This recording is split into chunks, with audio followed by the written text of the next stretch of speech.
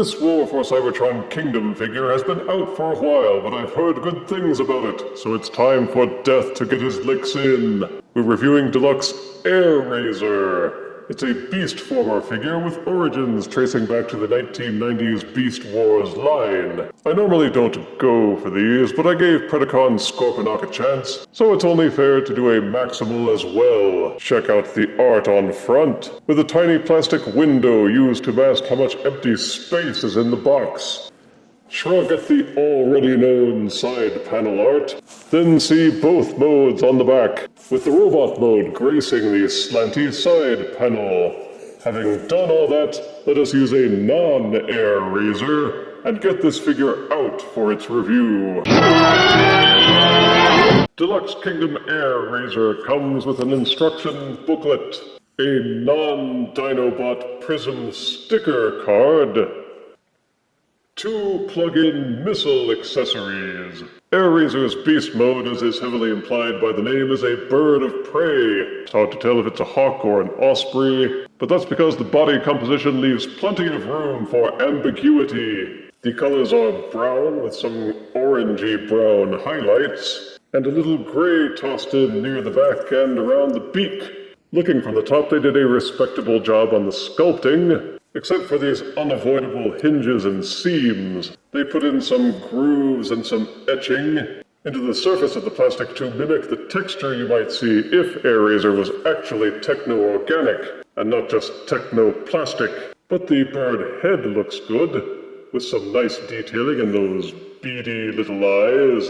But look at her from the front and underneath and you can see the robot parts, and realize it's mostly just the robot mode with the arms and legs squinched up underneath the wings. The robot shoulders especially have these big protrusions at either side, hinges and all. But they did give him tail feathers to try and cover up the other tail. And if you squint and take some hallucinogens, you can still pretend that these are the only parts of the legs. The only Battlemaster ports you will find are these on the sides near the back of the tail, and on the backs of the legs. They're meant for plugging in the missile accessories, though you can plug in other fire blasts and accessories if you wish from the War for Cybertron line, and it can do a bit more to cover up the robot legs. But let's face it, plugging Battlemasters or fire blasts into these ports at the backs of the legs not going to do anything to make her look any better. So Airazor has only limited options for accessorization. But the beast mode articulation is of more interest. You can tilt the bird head forwards and backwards, and you can even open and close the beak. Each wing will fold up and down on this hinge, and there is a dual hinge here that will allow it to bend at this angle, and also at the mid-wing joint. There is this clip pivot here, which allows you to fold up and down the extension to the wings. The tail feathers are pegged in at the back, but you can untab it to lift them up if you wish, though it's clear they intended for this slot and this peg to hold them together. The bird is only meant to have these leg joints moving, and you can angle them forwards and backwards about this far until this knee spike bumps into the chest, and each bird leg will also angle forwards and backwards about this far. Each of the bird feet is ball-socketed, so you can tilt them left, right, backwards, and forwards. Each bird leg can also be rotated in and out, so you can have her spread-eagled. Get it? Spread-eagled? Yeah, never mind. And you can even get a little wiggle out of the hip rotation. So the Alt-Beast mode is versatile enough so that you can pose Airazor with her wings huddled forwards, or with wings outspread for soaring majestically. Transforming Airazor is not overly difficult. Each of the bird legs will unpeg from the side. When transforming to Alt mode, you use these internal peg holes and these slots to tab them together. But for the robot mode, pull them apart, then straighten out the leg, and rotate the legs so that they are pointing down.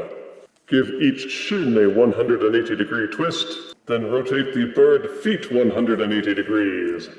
Untab the tail feathers from the back, rotate the waist 180 degrees, so that this arrow pelvis is pointing forwards.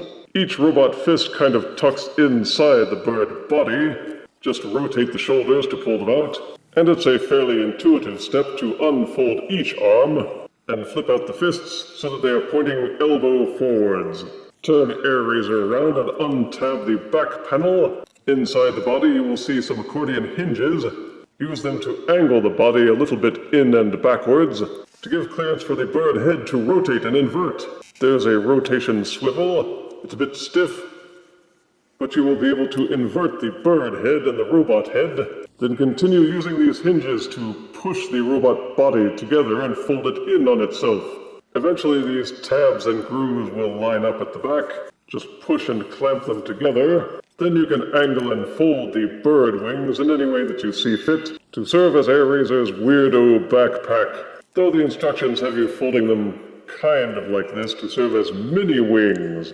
And this is Airazor in robot mode, though calling them robots may be a stretch for these beast formers. She does look like a hybrid between animal and android, with some sections clearly mechanical in appearance, while other parts look, birdie. She is still brown and gray with some gold splashed in, and for the most part the robot mode has a decently proportioned appearance, and the wings don't look any worse hanging off her back than, say, the nose cones for Earthrise Seeker jet figures.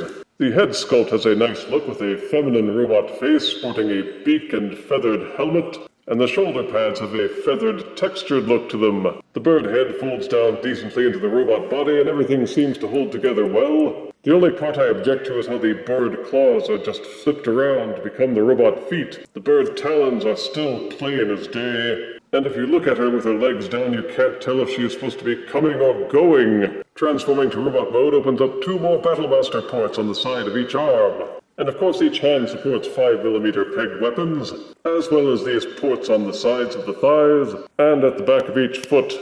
The head is ball-socketed and will rotate fully, as well as tilting decently forwards and backwards. Each shoulder will do a full rotation until you bump into the wings anyway, and there is an internal hinge which allows the arms to fly in and out. Thankfully they included bicep rotation, as well as a 90-degree bend at each elbow. And there is the transformation joint in the middle of the forearm. The waist will rotate 360 degrees. Each leg would do a full rotation, but this pelvis kind of blocks it from going forwards. But you can rotate each leg backwards, and use this hinge to angle the legs out. With the legs angled out further, you can rotate the leg forwards better. There is rotation at the upper knee, and each knee will bend fully backwards. In the middle of the shin, there is another transformation joint, which allows you to crack her leg forwards. Ouch! And the feet are still ball-socketed so that they will tilt to the left or to the right, and forwards and backwards. One thing I do wish they could have added is a rotation joint for at least one of these joints in the wings. They can all hinge up and down, but being able to rotate them at any one of these joints would have added a lot more potential for wing poses. So for a deluxe-sized figure, Airazor has superior articulation. For size comparison, here is Kingdom Deluxe Airazor next to Transformers Animated Deluxe Swoop. Here is Kingdom Deluxe Airazor next to Power of the Primes Deluxe Cutthroat. And here is Kingdom Deluxe Airazor next to my Fossilizer Kingdom Combiner, whom I call Bonesy.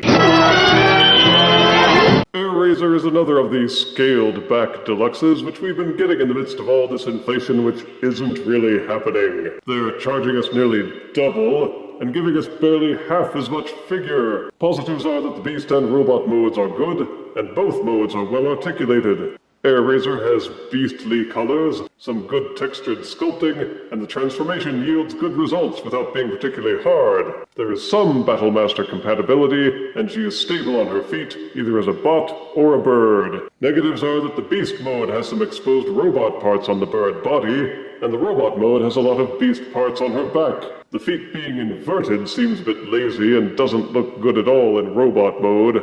There are only a few open Battlemaster ports, so Airazor won't be able to utilize many of the War for Cybertron weaponizers, Battlemasters, fossilizers, or other accessories. They could have done more to hide the robot parts in Beast mode, and again, a way to angle the legs frontways and backwards would have been da bomb. But I can see why this figure was named by many as one of the best deluxe-sized figures of the Kingdom line. They may be going on clearance soon, and if you've held off, then you may want to take a closer look. And I give War for Cybertron Kingdom Deluxe Airazor 7 out of 10 deaths. She is not the most expensive bird, but she ain't cheap. Why don't you